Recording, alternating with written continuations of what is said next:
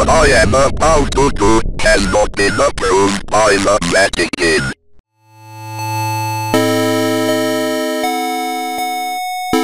And we're back. Fellas, it is nice to be back and doing a full video for you guys, finally after such a little while. But anyway, if this is your first video and you're new here, well, welcome to the program. I hope you like some spookies, because we got some cool stuff coming in. Because the game we're going to talk about is, of course, Faith, the Unholy Trinity, developed by Airdorf and published by New Blood. So, let's take a look. Faith, the Unholy Trinity, as described, is an Atari 2600 or Commodore 64 inspired horror game developed by a single man known as Airdorf, and Faith takes us right into the 1980s in the middle of what was known as the Satanic Panic. For quick reference to those that don't know, the Satanic Panic was a moral panic that happened in the 1980s and the 90s, where there was an uptick in ritual abuse concerning Satanism that exploded as per usual into conspiracy theories of satanic cabals that ruled the world, hearing satanic rites when you play the record backwards, revealing words of power. And of course, my favorite, saying that Pokemon was a game that could precede demonic possession because of some odd mistranslation of pocket monsters, turning it into pocket devils. This sort of movement started off in the US and then over the 90s kind of gained traction all over the world from parents finding their kids doing dumb crap, and then the same kids going, "Screw you mom, I'm a Satanist now," and getting more and more ridiculous from there, and you can see how it ends up going, right? Pokemon. Pocket Monster. The spiral. And it stands for what? Male fertility. And even though when I kind of came around to school, the Satanic Panic thing sort of died down, there was still some holdouts, like a friend of mine whose parents would not let him play Pokemon because of the whole pocket devil monster thing.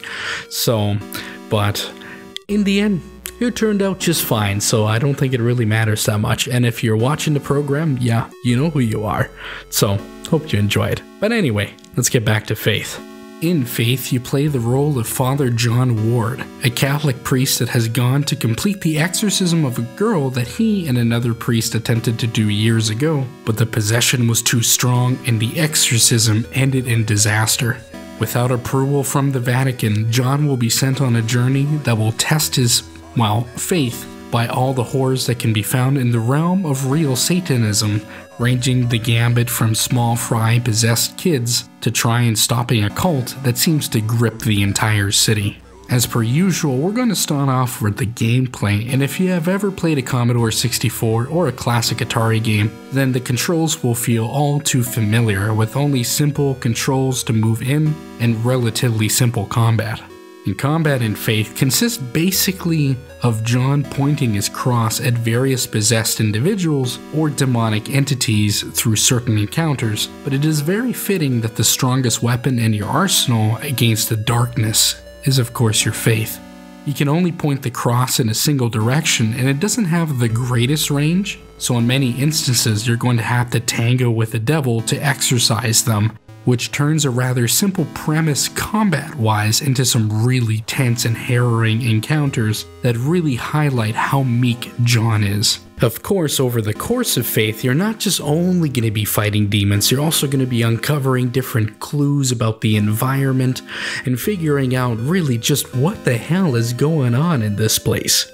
You can also use your cross to exorcise certain objects in the environment that are as obvious as that evil demonic altar over there, but can be as innocuous as an old family photo. In these instances, there will be a note left behind that will give you a little bit of context to what's going on with the story. These notes will also fortify John's faith and allow him to fight against the devil in all his forms with more zeal. Or in the case of video game turn, your cross does a little bit more damage to the enemies. There are also some light puzzle solving that will have you try to figure out some riddles or taking various clues from the environment to progress, and while it is not the forefront of the gameplay to Faith, it does give it a little bit of variety in these smaller scale experiences. But all in all, fellas, the most important part of the gameplay is that even though it is seemingly basic, it is completely serviceable because it performs the one job that it needed to do, and that is of course to be an avenue for spooks to happen. Now, I'll dive into the spooks of faith a little bit down the road because it has a lot to do with the presentation of faith, but for now let's just dive headfirst into the narrative. In essence, the narrative of faith has to deal with John having to atone for his past failures that haunt him, not just in his dreams, but also in the city that he finds himself in. To put a bit of context to the whole situation, John failed his first exorcism of a girl known as Amy Martin, with his superior Father Allred and her parents ending up being horrifically killed, and so this sets John on the path to finish what he started at the Martin house without the approval of the Vatican. This then sets him on a course that will take him through various different locales to deal with various cult leaders and demonic entities that have taken such a toll on John that for certain sections you kinda questioned whether what happened is real or merely John's delusion from all the trauma that he suffered. Though this is largely left for the player to interpret until you get to the end, and then the whole picture is revealed to you. But what I can say is that the journey he goes through is both tragic and in an odd way, kind of inspiring. And I guess to touch on that, we should probably elaborate a little bit on the themes of faith. Through the journey in faith, you'll be dealing with the themes of cults, the pacts that they make with demons, but most importantly to me is how they corrupt the society around them that is influenced by the satanic panic era of the 80s. And what I mean by corrupt the society is by how people are affected with a possession or being part of a cult, because the victims isn't just the one person that gets possessed, but also all of those around them. How it destroys the lives of everyone, from having to deal with the never-ending trauma of witnessing someone go through this ordeal to quite literally being killed for it as willing sacrifices, or by the malevolent, indiscriminate killings that only suit the machinations of the devil. But if there was one definite theme in this game that stood out to me, then it would be the very thing that is in the game's title, which is of course, faith.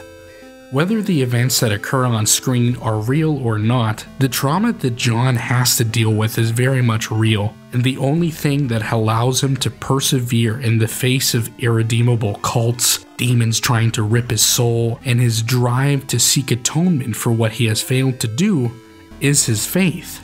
It's a hard concept to explain to some, but the only reason why anyone would go through such a torment in their life is because of the faith that they would have to not just protect them, but to combat the evils that hide in the darkest corners of the earth.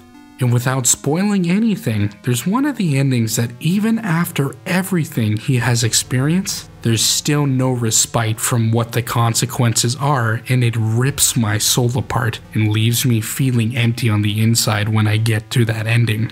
But what ultimately makes the narrative, themes, and ultimately the horror of faith resonate so deep within me is because, well, I'm also a Catholic, and the concepts of perseverance through suffering because of your faith, to me personally, is a powerful theme, and it resonates with me more than, say, a normal horror game would. Of course, I will say that you will ultimately enjoy the narrative of faith even if you aren't Catholic or just Christian at all, because at the heart of the narrative is sadly an all too real human story of corrupting influences and suffering from past traumas. Though at this point we should probably start talking about the thing that connects both the narrative and the gameplay of faith, and that is the wonderfully and faithfully recreated Commodore 64/Atari 2600 aesthetic.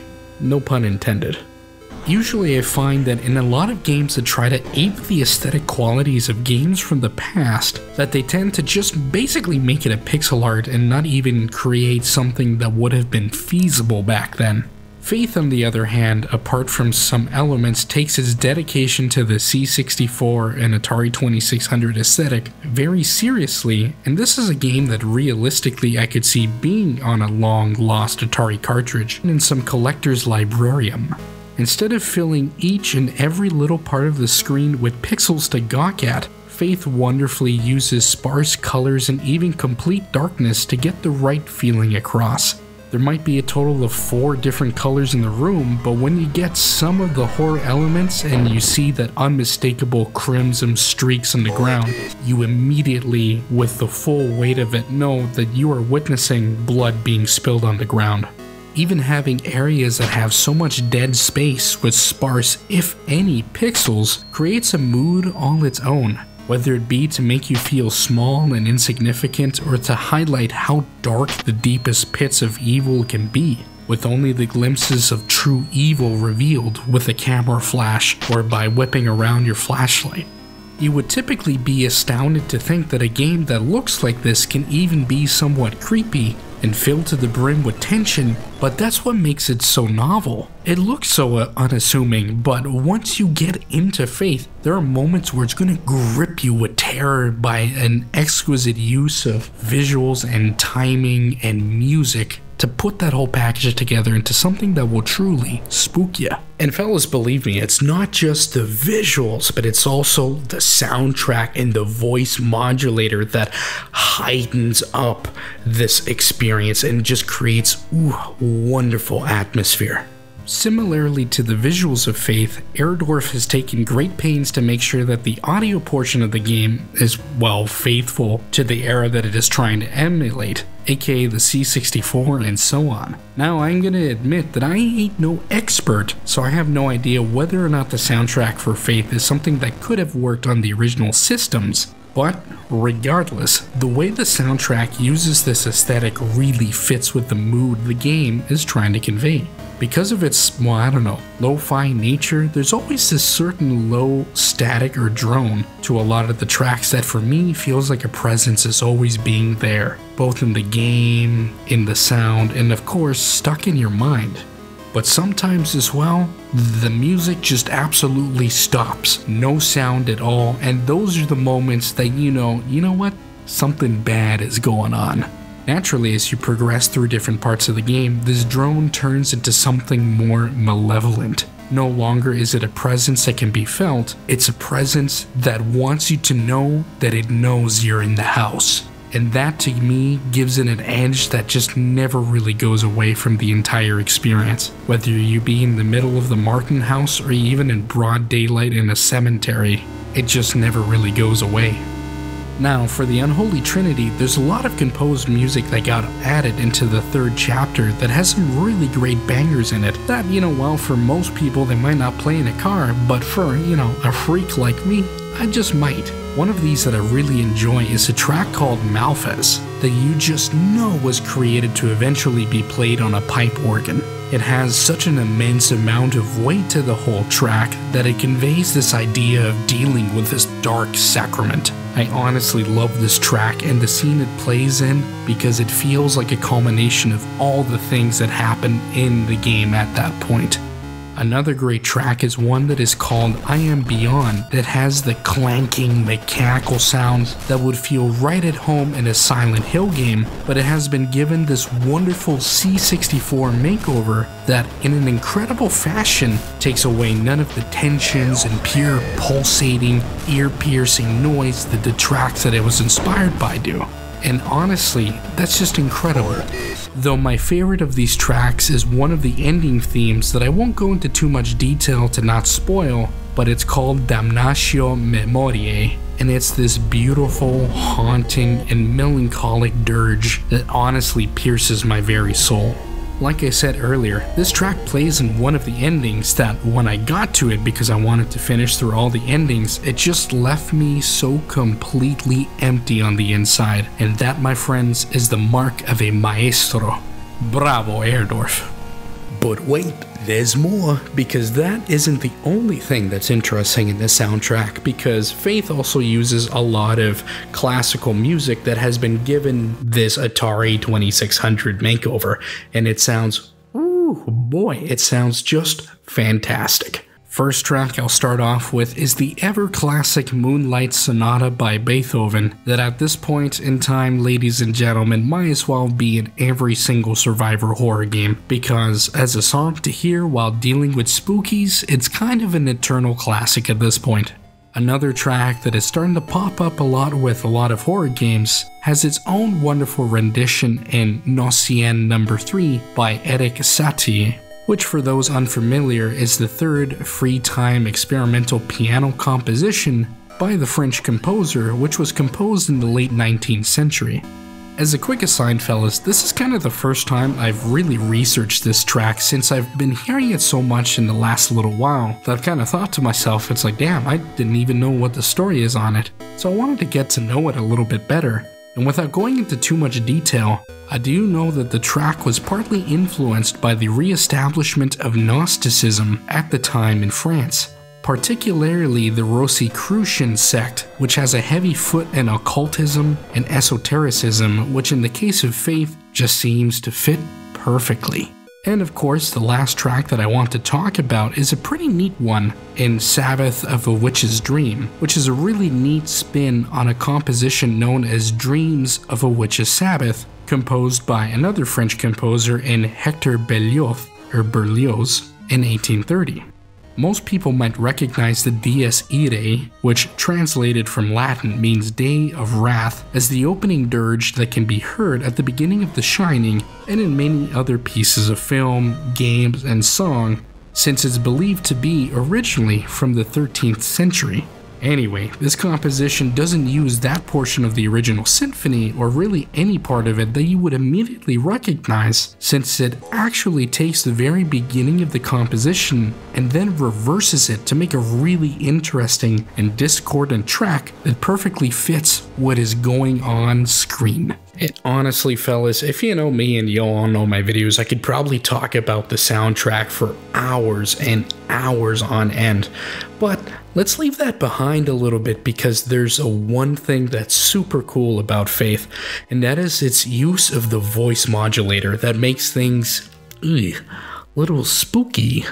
So in the early era of gaming, like on the C64 or the Atari 2600, you had a form of computer voice modulation that was very primitive and made for at times some really goofy dialogue, as is infamously shown in the B-17 bomber. What makes this system interesting is that it is really robust, and you can change the pitch of the voice, how slow the computers say it, and so on, which allows Airdorf to really play around with the voice modulation to incredible effect. Naturally, it makes the monsters and the cult members sound particularly awful, but even potential allies kinda sound disturbing, like hearing Father Garcia say, "Don't be afraid, John," and reciting prayers kinda has like a weird, kind of disturbing element to it.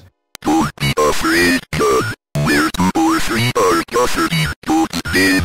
There will he be also. We can banish this demon together. You must protect me while I recite the 91st Psalm. Let us go. It's that sort of deadpan tone that really creeps me out, like in that previous clip, but also works to great effects like at other times, like yeah, sorry there, I didn't mean to do that. Well, actually I did, and you should have seen your face. It was so silly, unless, you know, it didn't catch you at all. But regardless, there's one certain part about Faith's void modulation that really stuck with me, and so it's a bit more serious from now on, but let's just get into it. Now, even though because I gave you a goof in the last section, I will say in this next section that we're going to talk about, I'm going to be heading into a little bit of controversial territory, and I'm going to try and approach it as best as I can. There's a set of synthesized voice clips for a character in Faith that I won't name as to not spoil it, but she has a very particularly blood-curdling scream that she is famous for, that when I heard it for the first time, it hit me like a .357 Magnum bullet. At first I didn't really know why, but after playing through a couple of times I ended up recognizing the screams that she does are actually voice synthesized versions of the recordings of the Exorcism of Anneliese Michel. For those not too familiar with the matter, Anneliese Michel was a poor woman from Germany that during the mid-70s was believed by the Catholic Church to have been possessed by a demon, and the local bishop approved for her demon to be exorcised. Through a series of 66 sessions of Exorcism, there was a recording of her that, to be honest folks, is some of the most upsetting audio I've heard in my entire life. There's just something about the way that she screams that I can't see being replicated without some level of suffering being involved. Sadly, in the summer of 1976, Anneliese and Michel had passed away from malnutrition and dehydration since she allegedly refused to eat, and since then, this case of exorcism has been really controversial in Germany. Some believe she was really possessed, and some others blame the parents and the Catholic Church for mistreatment. Now, I'm not here to say which way or the other, but to provide context for the part of the game that really stuck with me, and it makes me wonder whether it stuck with me for a good reason or a bad one. This goes into exploitation cinema territory of whether using this sort of audio is something right or something wrong, and I'm of the opinion that the inclusion of this audio transformed this section into something transcendental and honestly truly unforgettable.